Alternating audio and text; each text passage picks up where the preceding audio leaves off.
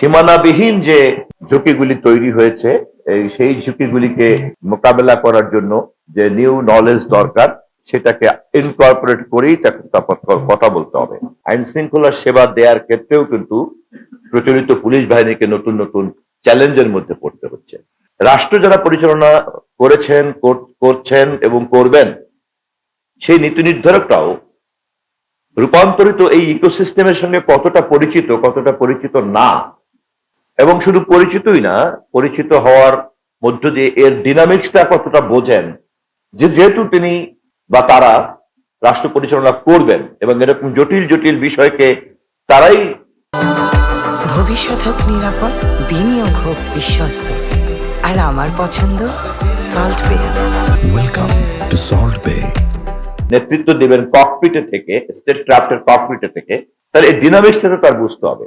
সেটা কতটা আমরা রূপান্তরিত এই ব্যবস্থার রাজনীতিবিদরা বুঝি। শেরে বাংলা না বুঝলেও চলতো, অথবা মরহুম শেখ মুজিবুর রহমান সাহেব না বুঝলেও চলতো, বা জিয়াউর রহমান সাহেবের জন্য এটা কোনো প্রসঙ্গ ছিল না। এমনকি দেশনেত্রী বেগম খালেদা জিয়া যে পর্যায়ে করেছেন, তখনকার ইকোসিস্টেমেও এই কম্পোনেন্ট গুলি কিন্তু বড় হয়েছিল না। কিন্তু এখনকার ইকোসিস্টেমে, পলিটিক্যাল ইকোসিস্টেমে কিন্তু এগুলি অনিবার্য এবং ইচ্ছা নিরপেক্ষভাবেই এত পাওয়ারফুল কম্পোনেন্ট।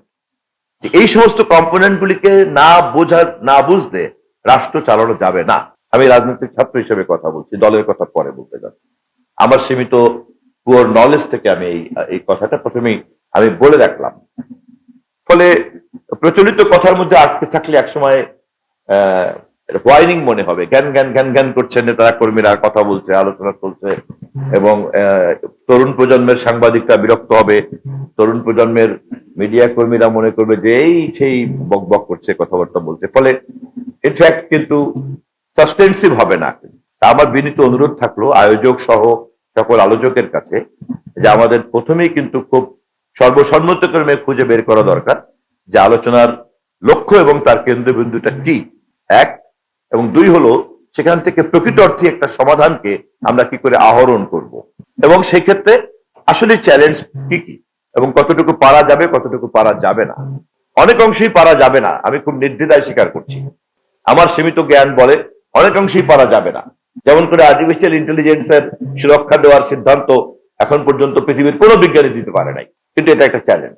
তেমনি এরকম অনেক চ্যালেঞ্জ কিন্তু সমাজে নতুন নতুন করে তৈরি হয়েছে, যে চ্যালেঞ্জগুলিকে কেবলমাত্র চ্যালেঞ্জ হিসেবে চিহ্নিত করতে হবে এবং খুব খুব সচেতন ভাবেই অনেস্টলি বলতে হবে যে না, এটা আমি পারছি না, এটা আরো বেশি ভালো করে বুঝতে হবে।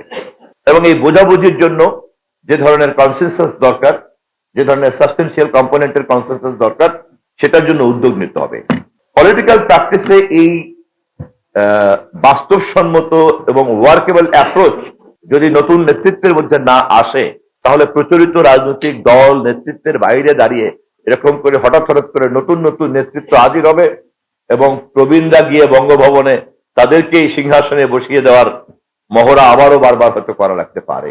ফলে আমি খুব বিনীতভাবেই অনুরোধ করব যে জাতীয় নিরাপত্তা সংক্রান্ত বাংলাদেশের ক্ষেত্রে আলাপ করার সময় আমাদের এই স্থল সীমানা, জল সীমানা এবং আকাশ সীমানার বাইরে এখন যে সীমানাবিহীন যে ঝুঁকিগুলি তৈরি হয়েছে, সেই ঝুঁকিগুলিকে মোকাবেলা করার জন্য যে নিউ নলেজ দরকার সেটাকে ইনকর্পোরেট করেই তারপর কথা বলতে হবে।